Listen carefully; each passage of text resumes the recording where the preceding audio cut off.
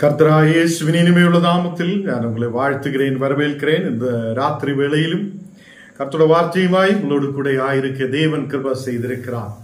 அவர் உண்மையான தேவன், நம்மை ஆசீர்வதிக்கிறவருமாய் நம்மோடு கூட இருக்கிறார். அவர் ஒருபோதும் நம்மை கைவிடாதவராய், அவர் நம்மோடு கூட இருந்து நம்மை வழி நடத்துத நல்ல தகப்பனாய் இருக்கிறார். நாம் ஜெபிக்கலாம். ஆண்டவரே, இந்த ராத்திரி வேளையிலப்பா உம்முடைய பிரசன்னத்தால் நீர் எங்களை நிரப்புத கிருபைக்காக ஸ்தோத்திரம். தேவனே, நாங்கள் ஒன்று சேர்ந்து இந்த இடத்தில் கூடி வந்து ஆண்டவரே கூகுள் மீட்டாய் ஒன்று சேர்ந்து உம்மை துதிக்க ஆராதிக்க உம்முடைய வார்த்தைகளை கேட்க நீர் எங்களுக்கு கிருபை செய்ததுக்காக ஸ்தோத்திரம். நீரே பரிசுத்தர், உண்மையான தேவன், எங்களை வழி நடத்துதவர், பாதுகாக்குதவர், ஒருபோதும் கைவிடாது எங்களை நேசிக்கிற நல்ல தகப்பனாய் இருக்கிறதுக்காக ஸ்தோத்திரம். இந்த ராத்திரி வேளையில் உம்முடைய பிரசன்னம் எங்கள் மேல் ஊற்றப்படுவதற்காக ஸ்தோத்திரம். தேவனே, நாங்கள் உண்மையே நாடி இருக்கிறேன், உண்மையே நம்பி இருக்கிறேன். நீர் எங்களை வழி நடத்துதவராய் கூட இருக்கிறதுக்காக ஸ்தோத்திரம். இந்த ராத்திரி வேளையில் உம்முடைய கரம் எங்களை தொடட்டும். ஆண்டவரே, நீர் எங்களோடு பேசும். உமது வார்த்தைகளை எங்களை பலப்படுத்தட்டும். எங்களுடைய எல்லா பலவீனங்களை நீர் மாற்றி ஆசீர்வதித்து பலப்படுத்துவதற்காக ஸ்தோத்திரம். அப்பா, இன்னைக்கு அப்பா உமது பிரசன்னத்தால் நீர் எங்களை வழி நடத்துவராய், எங்களுடைய தேவைகளை சந்திக்கிறவராய், எங்களை பாதுகாக்கிறவராய் நீர் கூட இருக்கிறதுக்காக ஸ்தோத்திரம். இன்னைக்கு வந்திருக்கிற ஒவ்வொரு மக்களுடைய குடும்பங்களிலும் தெய்வீக சமாதானம் இறங்கி வருவதற்காக ஸ்தோத்திரம். நீரே பரிசுத்தராய் கூட இருந்து இந்த மக்களை வழி நடத்துவதற்காக ஸ்தோத்திரம். ஆண்டவரே, பள்ளத்தாக்கிலும் பலவீனதையிலும் கண்ணீரான சூழ்நிலையிலும் நீர் எங்களை கைவிடாமல் நேசித்து அதிலிருந்து பாதுகாத்து வழி நடத்துத நல்ல தகப்பனாய் இருக்கிறதுக்காக ஸ்தோத்திரம். இன்னைக்கு கூகுள் மீட்டிலூட யூடியூபிலூட யாரெல்லாம் இந்த வசனங்களை கேட்குதோ அந்த மக்கள் மேல் உமது பிரசனம் இறங்கி வரப்படட்டும். இயேசுவின் நாமத்தில் ஆமேன், ஆமேன். கர்த்தர் நம்மோடு கூட இருந்து நம்மை ஆசீர்வதிக்கிறவராய், அவர் நம்மை வழி நடத்துவராய் கூட இருப்பார். அப்போஸ்தலர்கள் 14ஆம் அதிகாரம் അതിന്റെ 8ാമത്തെ വചനം നാം വാസിக்கலாம். அப்போஸ்தலர்கள் 14ஆம் அதிகாரம் അതിന്റെ 8ാമത്തെ வசனம். லிஸ்த்ராவில் இருந்து ஒரு சப்பாணி இருந்தான். ஒருபோதும் நடவாமல் இருந்தவன், கால்கள் வழங்காதவனாய் உட்கார்ந்து பவுல் பேசுவதை கேட்டிருந்தான். இங்கே நாம் பார்க்கும்போது பிறவியிலே நடக்க முடியாத ஒரு மனிதன் பவுல் பேசுவதை கேட்டுக்கொண்டிருக்கிறார்.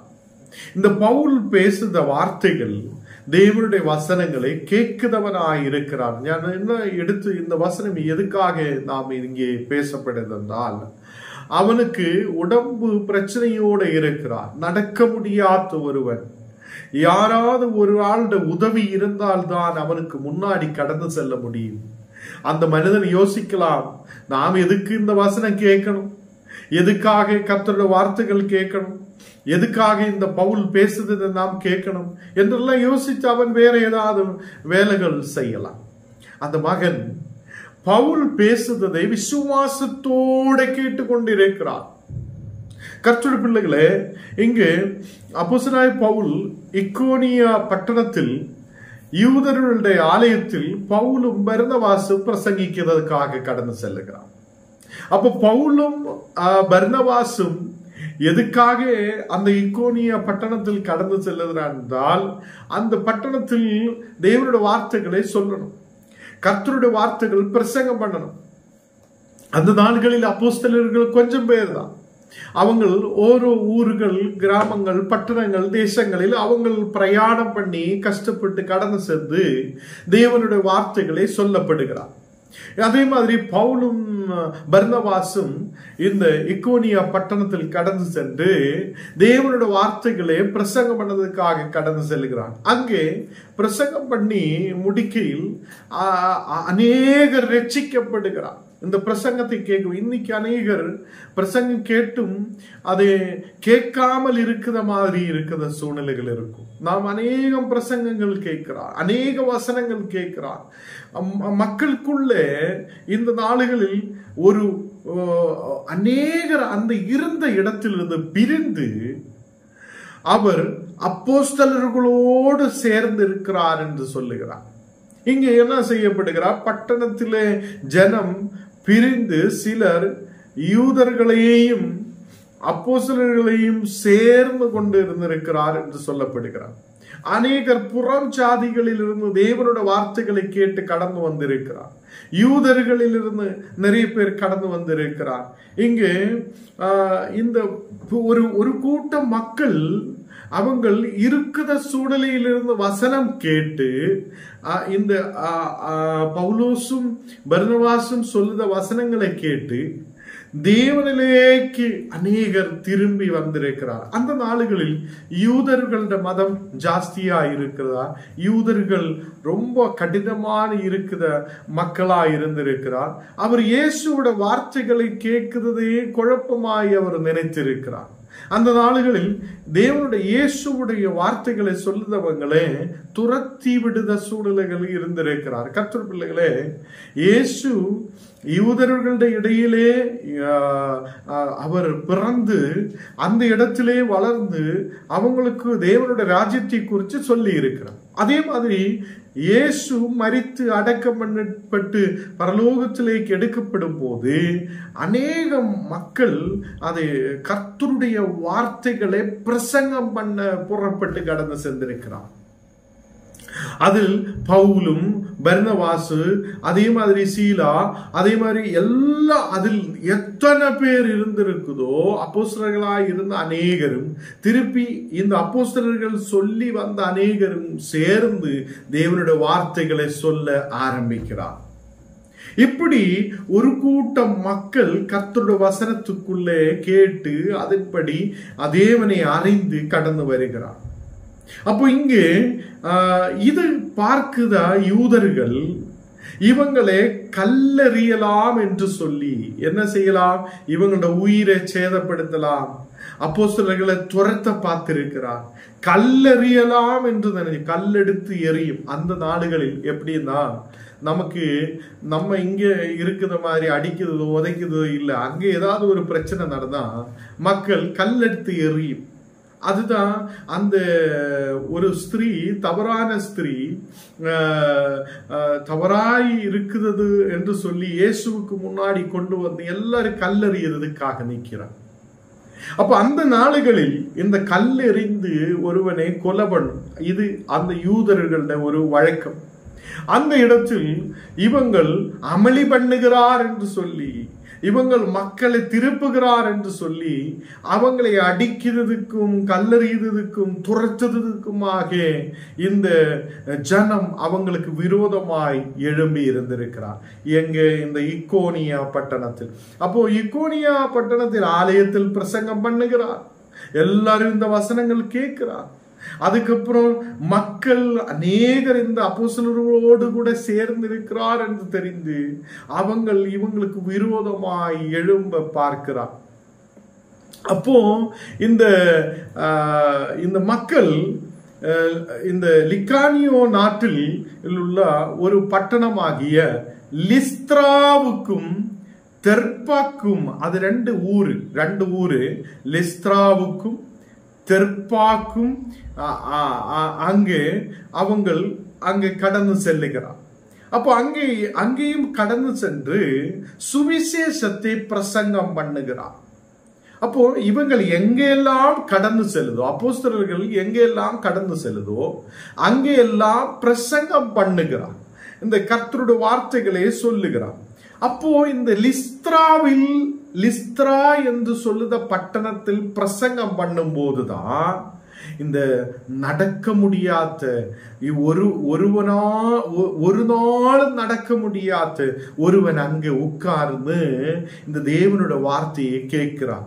யாரு பிரசங்கம் பண்ணுகிறார்? அப்போஸ்தலனாய பவுல் அங்கே பிரசங்கம் பண்ணுகிறார். இந்த பிரசங்கத்தை அவர் ஆர்வத்தோடு பார்த்து கேட்டு கொண்டிருக்கும் போது இங்கு இவனுக்கு விசுவாசம் இருக்கிறார் என்று அப்போஸ்தலர்களுக்கு தெரிஞ்சாச்சு. இவன் கேட்கிறார், நம்ம சொல்லுத வார்த்தை கேட்கிறார். அவனுக்கு நடக்க முடியாது, அவனுக்கு எழும்பி நிற்க முடியாது, எதுவுமே செய்ய முடியாது. அந்த சூழ்நிலையில் இருக்கிற மகனுக்கு உள்ளத்தில் விசுவாசம் இருக்கிறார் என்று அப்போஸ்தலனாய பவுலுக்கு தெரிகிறார். அப்போ பவுல் அவனோடு கேட்கிறார், அவனை பார்க்கிறார். அவனையே பார்த்துட்டு அவனோடு கேட்கிறார், உனக்கு விடுதலை கிடைக்கும் என்று நீ விசுவாசம் இருக்குதா என்று சொல்லி ஒரு வார்த்தை அது அங்கே அவனுக்கு தெரிகிறார். யாருக்கு தெரிகிறார்? அப்போஸ்தலனாகிய பவுலுக்கு தெரிகிறார். உனக்கு குணமாகும் என்று நான் நம்பிக்கை வைக்கிறேன், உனக்கு குணமாகும் என்று உன்னோட உள்ளத்தில் ஒரு விசுவாசம் இருக்கிறார் என்று யாரு பார்க்கிறார்? அப்போஸ்தலனாகிய பவுல். அப்போ அப்போஸ்தலனாகிய பவுல் அங்க நின்று பிரசங்கம் பண்ணுகிறார். இந்த ஆள் அங்க உட்காருது. என்னன்னா உட்காருதுன்னா அவங்களுக்கு நடக்க முடியாது, எழும்ப முடியாது. அம்மாவோட உதரத்திலிருந்தே பிறந்ததிலிருந்தே அவன் நடக்க முடியாத ஒருவனாய் இருக்கிறான். அப்போ அவனோட உள்ளத்தில் என்ன இருக்கிறார்? ஞான் குணமாகும், எனக்கு ஒரு விடுதலை கிடைக்கும். இந்த அப்போஸ்தலனாகிய பவுல் சொல்லினால் இயேசுவின் நாமத்தில் எனக்கு ஒரு விடுதலை உண்டாகும் என்று அவன் நம்பிக்கை வைக்கிறார். இந்த நாளுகளில் நமக்கு என்ன தேவை? இதே மாதிரி ஒரு விசுவாசம். நம்ம மக்களும் தான். நம்ம என்ன யோசிக்கும்? ஓ, பிறந்ததுல நான் இப்படிதான் இருக்கிறார், இனி எனக்கு எங்க விடுதலை கிடைக்க போகிறார், இனி எனக்கு என்ன கிடைக்கும், நான் எப்படி போகும் என்னெல்லாம் நம்ம யோசிக்கும். அப்படி அல்ல. அவன் அந்த பிரசங்கத்தை கேட்கும் போதே கர்ப்பம் முதல் அவன் அதை நடக்க முடியாதவனாய் இருக்குது. அவன் பவுலையே பார்த்து கொண்டிருக்கிறான். அந்த அப்போஸ்தலனாகிய பவுலையே பார்த்து கொண்டிருக்கிறான். இந்த பவுலோட இயேசு கிறிஸ்து எனக்கு ஒரு விடுதலை தரும் என்று அவன் நம்பிக்கை வைத்திருந்திருக்கிறான். எனக்கு ஒரு விசுவாசம் இருக்கிறார், அது கர்த்தர் என்னை குணமாக்குவார். அப்போ எனக்கும் உங்களுக்கும் இந்த விசுவாசம் தேவை.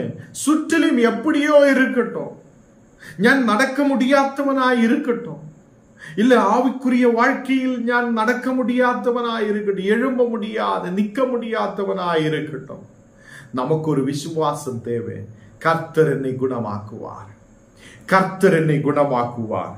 இங்கே அந்த அப்போஸ்தலனாகிய பவுல் பிரசங்கம் பண்ணும் போதே அவன் இவனை பார்க்கிறான். இவன் நல்ல விசுவாசத்தோடு இருக்கிறார். அப்போ நான் உங்களோடு கூட பிரசங்கம் பண்ணும் போது உங்களுக்கு என்ன தேவை?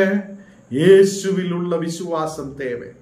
உங்களுக்குள்ள இயேசுவில் உள்ள விசுவாசம் தேவை.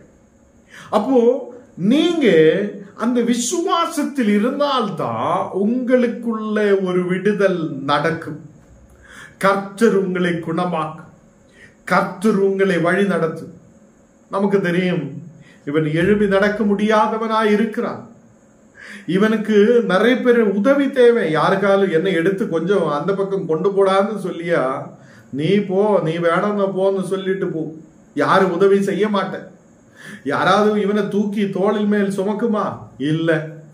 யாராவது அவங்கள்ட்ட உதவி செய்யுமா? இல்ல.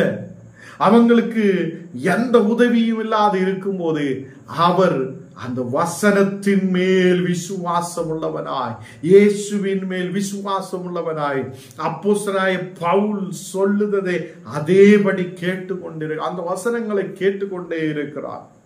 இந்த நாளுகளில் நமக்கும் ஒரு விசுவாசம் உருவாகட்டும், நமக்குள்ளேயும் ஒரு விசுவாசம் உருவாகட்டும்.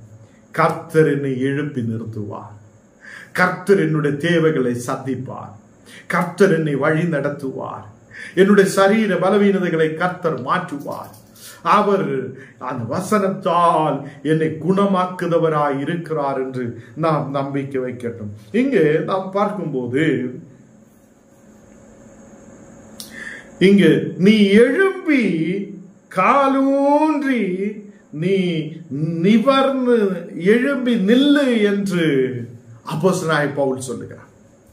அப்போ இங்க ரெண்டு பேருக்கு விசுவாசம் இருக்கிறார். யாருக்கெல்லாம் விசுவாசம் இருக்கிறார்? ஒன்று அப்போஸ்தலனாகிய பவுலுக்கு விசுவாசம் இருக்கிறார். நான் எழும்பி நில்லு என்று சொல்லியா கர்த்தராகிய இயேசுவின் நாமத்தில் இவன் எழும்பி நிற்கும் என்று அவருக்கு ஒரு விசுவாசம் இருந்திருக்கிறார். அதே மாதிரி இந்த கர்ப்பத்திலிருந்தே நடக்க முடியாது இருக்குது அவன் சப்பானியாய் இருக்கிற ஒருவன், எழுப்பி நிற்க முடியாத ஒருவன், அவன் விசுவசிக்கிறார், இயேசு என்னை எழுப்பி நடத்துவார். அல்லேலூயா. இயேசு என்னை எழுப்பி நடத்துவார். என்னுடைய காலுகள் நரியாணிகள் சரீரத்தில் ஓரோ இடங்களும் பலப்படுவார் என்று அவன் விசுவசித்துக் கொண்டிருந்திருக்கிறார். அப்போ அப்போஸ்தலனாகிய பவுல் எழும்பி நில்லு என்று சொல்லும்போது, போங்க சார், நீங்க எதுக்கு இப்படி சொல்லுகிறார் என்று கேட்கலாம். அப்போஸ்தலனாகிய பவுலே, நீ சும்மாவே ஏன் இப்படி எல்லாம் கேட்கிறான்னு கேட்கலாம். ஞானி எழும்ப முடியாத கர்ப்பம் முதலே, அம்மாவுடைய கர்ப்பத்திலிருந்தே ஞானி இப்படிதான் இருக்கிறார், நீ எதுக்கு எழும்பி நிக்க சொல்றாருன்னு கேட்கலாம். அப்படி ஒன்றும் இல்லை.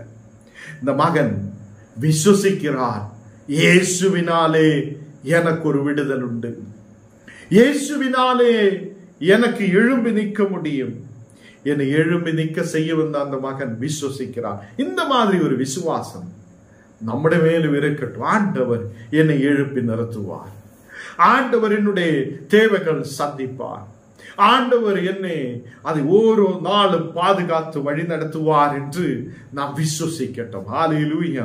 இந்த நாளுகளில் எழும்பி நீ கால் ஊந்தி எழும்பி நீ எழும்பிதில்லை. என்னன்னா, இந்த நடக்க முடியாத மக்கள் எப்பவும் கொஞ்சம் குனிஞ்சுதான் இருக்கும், நடக்க முடியாது, எழும்பி நிக்க முடியாது. அப்போ அவங்கள எழும்பி நல்லா நிமிர்ந்து நில்லு, அப்படி நல்லா நில்லு என்று இவர் சொல்லுகிறார்.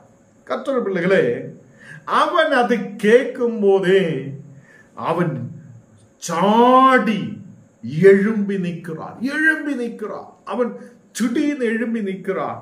அங்கே விசுவாசம் அவனுக்கு விடுதலை கொடுத்தது என்று நாம் பார்க்கிறார். அங்கே உள்ள எல்லா மக்களும் பார்க்கிறார் இயேசுவின் நாமத்தை. அதாவது ஆண்டவர் இயேசு அடக்கம் பண்ணப்பட்டு மரித்து, அவர் அடக்கம் பண்ணப்பட்டு உயிர் தெழும்பி அவர் மேல போயிருக்கிறார். இப்ப யார் இங்கே சுவிசேஷத்தை அறிவிக்கிறார்? அப்போஸ்தலனாகிய பவுலும் சீஷர்கள் எல்லாம் சுவிசேஷத்தை அறிவிக்கிறார். இந்த சுவிசேஷத்தை அறிவிக்கும் போது அப்போஸ்தலர்களுக்கு விசுவாசம் இருந்திருக்கிறார். இயேசுவின் நாமத்தில் சௌக்கியம் உண்டு, இயேசுவின் நாமத்தில் விடுதல் உண்டு, இயேசுவின் நாமத்தில் ஒருவன் எழும்பி நிற்பார் என்று அவங்க நம்பிக்கையோடு அவங்க சொல்லுகிறார். கர்த்தர் பிள்ளைகளே, எங்களுக்கு மட்டும் விசுவாசம் இருந்தா பற்றாது. உங்களுக்குள்ளே ஒரு விசுவாசம் தேவை, உங்களுக்குள்ள ஒரு விசுவாசம் தேவை. என்னுடைய வியாதிகள் கர்த்தர் ஆக்குவார், என்னை நிவர்ந்து நிற்க செய்வார், என்னை எழும்பி நிற்க செய்வார், என்னுடைய வியாதிகளை குணமாக்குவார், என்னுடைய கால்கள் கைகள் சரீரத்தில் ஒரு அவயவங்களும் அதை எழும்பி நிற்க செய்த தேவனாய் அவர் இருக்கிறார் என்று நாம் விசுவசிக்கட்டும். நாம் விசுவசிக்கிறதென்றால் நாம் கர்த்தருடைய பெரிய அற்புதத்தை பார்க்கும். இவன் சப்பானியாயிருக்கிறார், எழும்பி நிற்க முடியாதவராயிருக்கிறார். அவன் ஒரே ஒரு விஷயம் தான் செய்திருக்கிறார்.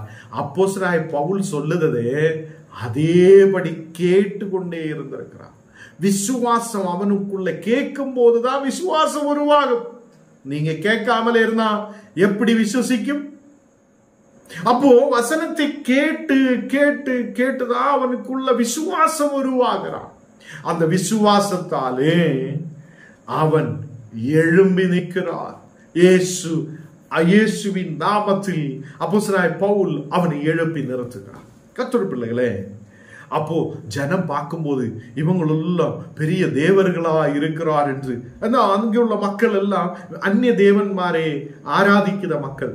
அவங்க இதை பார்க்கும்போது, ஓ, இது எங்களுக்கு முன்பாக ஏதோ தேவர்கள் வந்திருக்கிறார், தேவன்மார் வந்திருக்கிறார், அவங்க பெரிய அற்புதத்தை செய்கிறார் என்று இவங்கள் சொல்ல ஆரம்பித்திருக்கிறார். அப்போ கர்த்தருடைய பிள்ளைகளே, இவங்கள் சில பேர் சொல்லுகிறார், இவங்களே இந்திரன் என்றும் சந்திரன் என்றும் எல்லாம் பேர் கொடுத்து இவங்களே அப்போஸ்தலனாகிய பவுலே அப்படியே தேவர்கள் என்று சொல்ல ஆரம்பித்திருக்கிறார்.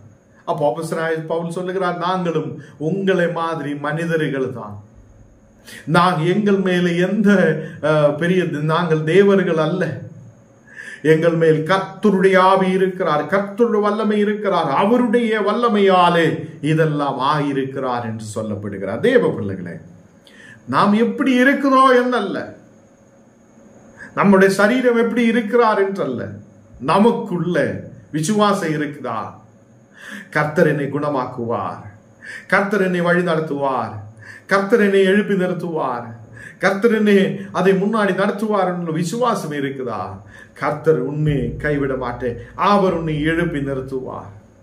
இங்கு அப்போஸ்தலனாகிய பவுல் சொல்லுகிறார், நாங்க சுவிசேஷம் அறிவிக்கிறார், நாங்க கர்த்தராகிய இயேசுவின் சுவிசேஷத்தை அறிவிக்கிறார்.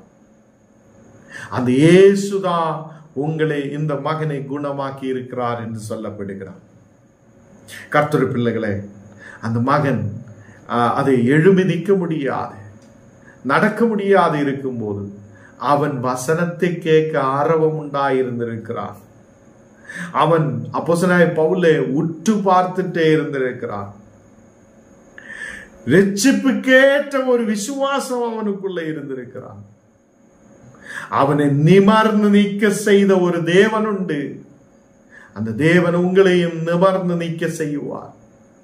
நீங்க குனிஞ்சிருக்கிறதுக்காக அல்ல, எழும்பி நிற்க முடியாத சூழ்நிலையாலே அல்ல, கர்த்தர் உங்களை நிமிர்ந்து நிற்க செய்த தேவனாய் இருக்கிறார். ஒரு விசுவாசம் உருவாகட்டும். கர்த்தர் என்னை எழுப்பி நிறுத்துவார், அவர் என்னை பலப்படுத்துவார், அவர் என்னையும் இந்த மகனுக்கு கொடுத்த ஒரு விடுதலை போல என்னுடைய வாழ்க்கையில் ஒரு விடுதலை கொடுப்பார் என்று நாம் சொல்லட்டும்.